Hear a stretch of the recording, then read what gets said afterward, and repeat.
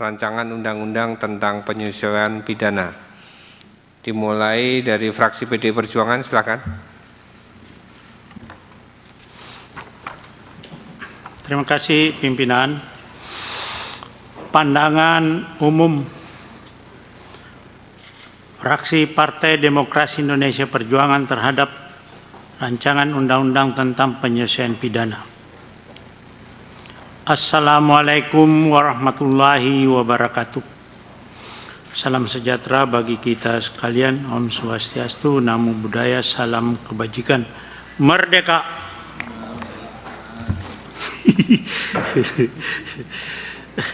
Yang kami hormati pimpinan dan anggota Komisi 3 DPR RI, Bapak Menteri Republik Indonesia, Menteri Hukum Republik Indonesia atau yang mewakili para hadirin yang saya hormati.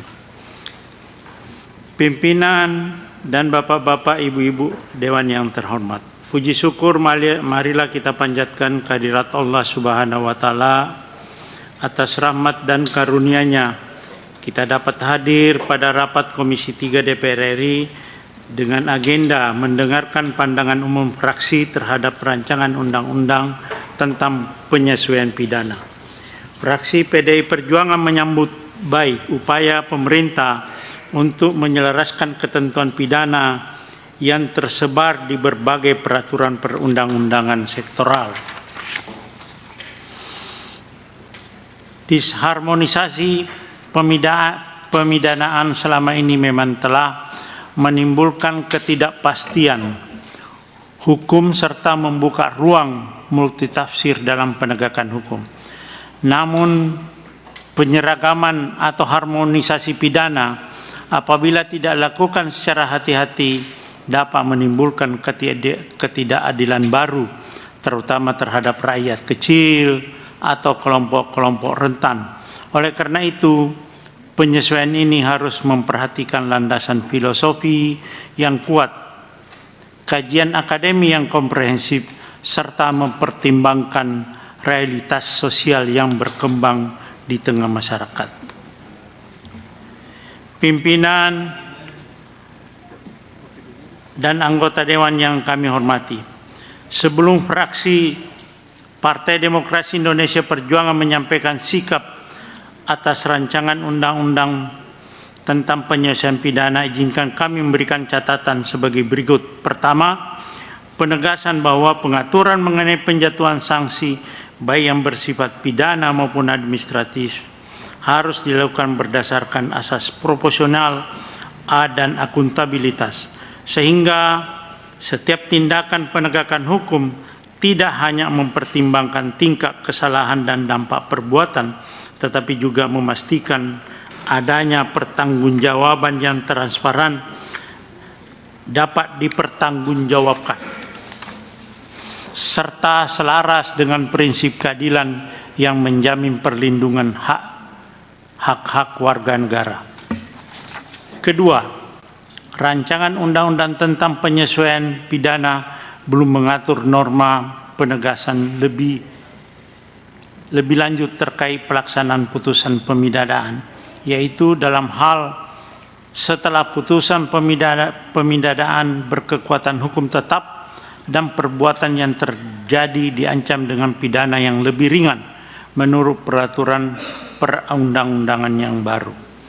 Ketiga, ketentuannya menghapus setiap orang dapat dimintai pertanggungjawaban atas tindak pidana yang dilakukan oleh orang lain merupakan terobosan yang selaras dengan asas kesalahan atau hal yang menjadi rujukan etik dalam perlindungan hak tersangka atau terdakwa yang diatur dalam KUHP baru. Keempat, terkait pemanggilan, pemeriksaan dan pelaksanaan putusan terhadap korporasi harus disesuaikan dengan KUHP yang baru yang telah mengatur secara komprehensif. Kelima, pengaturan penyiaran berita yang tidak pasti, berlebihan atau yang tidak lengkap harus disesuaikan dengan putusan Mahkamah Konstitusi nomor 78/PUU/21 Romawi 2023. Keenam, rumusan pasal rancangan undang-undang terdapat penggunaan bahasa yang belum sesuai dengan kaidah bahasa perundang-undangan yang baik dan belum sinkron dengan istilah dalam KUHP baru. Kemudian terdapat beberapa frasa yang salah ketik atau tipe. Selain itu, terdapat rujukan ayat atau pasal yang keliru. Oleh karena itu, kesalahan tersebut harus disempurnakan dalam proses pembahasan rancangan undang-undang. Pimpinan dan anggota Dewan serta Bapak Menteri yang saya hormati, berdasarkan pada pandangan di atas, maka Saudara, yang Anda fraksi saksikan PDI Perjuangan saat ini adalah merupakan rapat dengan kerja Komisi 3 DPR RI dengan Kementerian Bismillahirrahmanirrahim, Hukum yang diwakili oleh PDI Perjuangan Wakil Menteri Hukum berpendapat Edward Omar Syarif menyetujui terhadap Yarie rancangan yang membahas terkait tentang rancangan undang-undang penyesuaian pidana. hukum Memang ini diajukan pada telah dibahas pembahasan ataupun disebut-sebut oleh sesuai dengan Kementerian mekanisme Hukum dan sebelumnya, di ketentuan mana peraturan Wamenkum perundang-undangan. Edi Yarie Demikian menyebutkan bahwa pandangan rancangan fraksi undang-undang penyesuaian pidana ini terdiri atas 3 bab. rancangan undang-undang tentang Menurut ia juga penyesuaian terdapat pidana 35 pasal dalam RUU ini. atas perhatian Edi juga dan menjelaskan kerjasama 3 bab seluruh ini pihak, terdiri terutama atas akan sejumlah hal, Komisi yaitu 3, penyesuaian undang-undang di luar Menteri KUHP, penyesuaian perda dengan KUHP, dan ada sejumlah pembetulan. Semoga Allah Kementerian Subhanahu Hukum wa juga Ta'ala menyebutkan senantiasa ataupun menuturkan bahwa RUU tersebut kepada merupakan perintah dari pasal 613 KUHP yang dalam jangka waktu 3 tahun harus ada penyesuaian undang-undang di luar KUHP. Dan langsung kita bergabung dengan jurnalis Kompas TV, Niputu Trisnanda yang saat ini ada di gedung DPR RI. Putu, selamat pagi. Bisa dijelaskan ataupun apa yang bisa di-highlight pada rapat kerja Komisi 3 DPR dengan Kementerian Hukum yang digelar pada pagi hari ini? Ya, selamat pagi. Yan Rahman dan juga saudara, hari ini Komisi 3 rencananya akan menggelar rapat begitu ya dengan baru saja saudara Wakil Ketua DPR RI Sufmi Dasko ini nampak memasuki ruang Komisi 3 karena selain menjadi Wakil Ketua DPR, Sufmi Dasko ini juga merupakan anggota dari Komisi 3. Jadi tadi disampaikan bahwa dirinya juga akan meninjau bagaimana keberlangsungan atau jalannya rapat pada pagi hari ini. Kalau bicara soal rancangan undang-undang penyesuaian yang saat ini tengah dibahas dengan Komisi 3, memang ada beberapa hal yang disampaikan Yan Rahman dan juga saudara. Dari Khususnya Golkar kalau pertanyaannya sudah adalah mengapa kemudian DPR seolah mengebut proses dari Gerindra dari silakan. RUU penyesuaian pidana, karena memang pada prosesnya dengan adanya KUHP atau KUHP yang baru dan akan berlangsung atau diterapkan pada Januari 2025, ini harus ada penyesuaian dengan undang-undang lain di luar KUHP nasional yang juga akan diterapkan pada Januari 2025. Di mana ada beberapa hal yang akan diatur dalam rancangan undang-undang penyesuaian pidana, yaitu nantinya akan disusun dalam 3 bab dengan ada 35 pasal dan targetnya rancangan undang-undang penyesuaian pidana ini akan rampung di akhir masa sidang, yaitu sekitar bulan Desember, supaya seluruh rangkaian undang-undang yang ada baik itu KUHP, KUHP dan juga aturan-aturan lain di luar KUHP ini bisa sudah bisa berjalan bersama begitu secara mudah untuk dipahami oleh masyarakat. Jadi tidak ada tumpang tindih antara KUHP nasional dengan undang-undang ataupun juga peraturan daerah misalnya. Jadi nanti 3 bab itu akan membahas tentang penyesuaian antara undang-undang di luar KUHP termasuk juga dengan peraturan daerah. Lalu ada juga penyesuaian peraturan daerah dengan KUHP KUHP dan ada juga perbaikan redaksi. Hari ini ataupun juga saat ini Yan Rahman dan juga saudara yang saat ini tengah Anda saksikan gitu ya lewat layar kaca, nampak memang ada Ketua Komisi 3 dari politisi fraksi Gerindra, Habibur Rahman, kemudian juga ada Wakil Menteri Hukum Edi Hyari yang juga ikut dalam kegiatan pada pagi hari ini. Tadi sebelum memulai rapat, Yan Rahman dan juga saudara, sebetulnya kami Kompas TV sudah sempat berbincang sedikit begitu ya dengan Edi Hyari terkait dengan pembahasan apa yang akan dilakukan. Namun memang belum banyak yang disampaikan karena dirinya mau akan rapat terlebih dahulu, baru setelah itu nanti akan menyampaikan hal-hal apa saja yang sudah disepakati ataupun juga masukan-masukan apa saja dari masing-masing fraksi. Visual yang Anda saksikan saat ini, Rahman dan juga saudara, ini merupakan bagian atau waktu yang dipersilahkan kepada perwakilan dari fraksi-fraksi di legislator Komisi 3 untuk menyampaikan pandangan-pandangannya. Tadi sebelum saya melaporkan, Yan Rahman dan juga saudara, ini baru tiba di giliran fraksi PDI Perjuangan, di mana ada beberapa catatan yang disampaikan seperti memperbaiki typo atau salah ketik dalam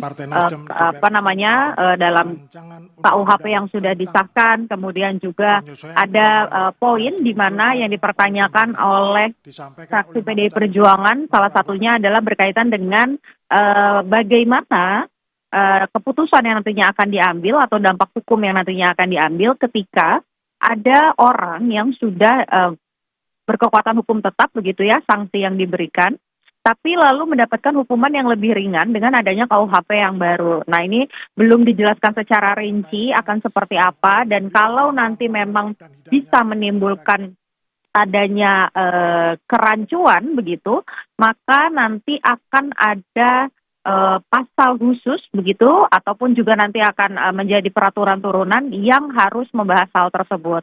Nah, itu adalah pandangan dari fraksi PDI Perjuangan. Tadi juga saya melihat di dalam ruang sidang bukan hanya PDI Perjuangan saja, tapi juga ada dari Nasdem, Demokrat, PKS, Gerindra, kemudian juga ada hampir semua ini mengikuti begitu ya, karena hari ini adalah agendanya satu untuk mendengarkan bagaimana pandangan fraksi, kemudian yang kedua juga untuk mendengarkan penjelasan dari pemerintah yang nantinya pasti akan masuk ke tahap selanjutnya, karena memang kalau lihat waktunya begitu ya, hanya punya waktu 2 bulan saja dari target yang ditetapkan, yaitu selesai pada bulan Desember.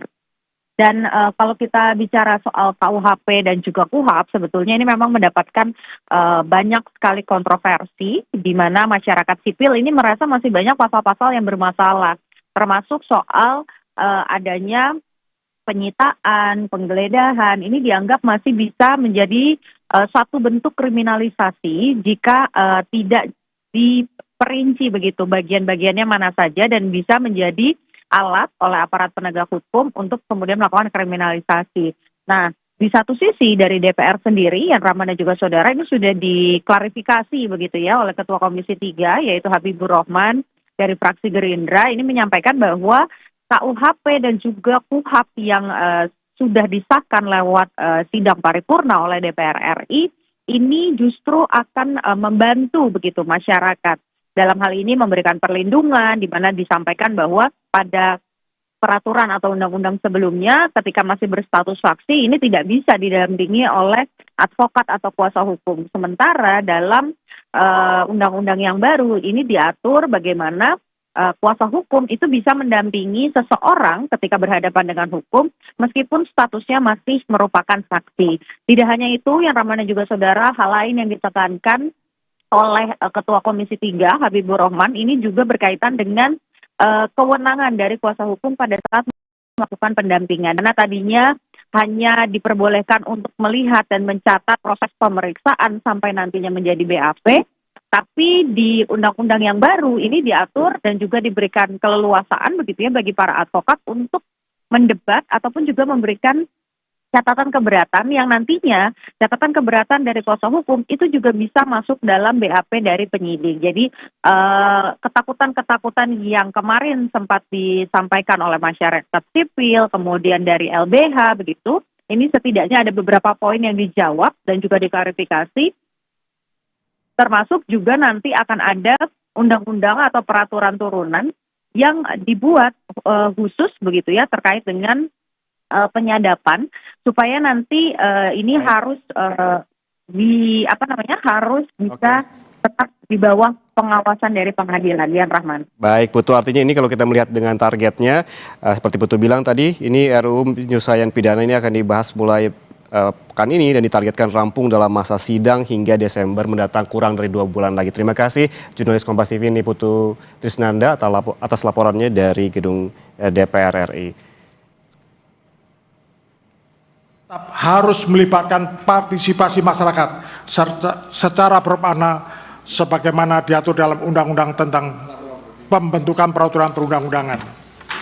Pimpinan dan anggota Komisi 3, Saudara Menteri, serta hadirin yang berbahagia, fraksi Partai Nasdem setelah mendengar dan penjelasan pemerintah yang disampaikan oleh Menteri Hukum menyatakan menerima dan setujui RUU tentang penyelesaian pidana untuk segera dilakukan pembahasan dalam tahap pembicaraan tingkat 1 di Komisi 3. Demikian pandangan fraksi Partai Nasdem DPR RI terhadap RUU tentang penyelesaian pidana yang disampaikan oleh pemerintah. Semoga Tuhan Yang Maha Esa mencurahkan rahmat dan hidayah kepada kita sekalian. Wabillahi taufiq wal hidayah. Wassalamualaikum warahmatullahi wabarakatuh. Ditandatangani Jakarta 24 November 2022, Ketua Fraksi Victor Laskodat dan Wakil Sekretaris Fauzi Amro. Terima kasih. Selanjutnya, Ya saudara, itu tadi yang tengah berlangsung terkait dengan rapat kerja Komisi 3 DPR dengan Kementerian Hukum yang membahas terkait RUU penyesuaian pidana. Tadi disebutkan bahwa saat ini yang tengah berlangsung adalah merupakan pandangan tiap fraksi terkait dengan RUU ini, disetujui untuk dibahas atau tidak begitu. RUU ini saudara seperti yang disebutkan oleh Wakil Menteri Hukum Edi Hiarie menjelaskan RUU merupakan penyesuaian pidana yang merupakan perintah pasal 613 KUHP yang mengamanatkan penyesuaian undang-undang lain dengan KUHP termasuk undang-undang pemerintah daerah. Saudara, demikian Breaking News Kompas TV. Akhir kata saya Yan Rahman. Terima kasih atas kebersamaan Anda. Sampai jumpa.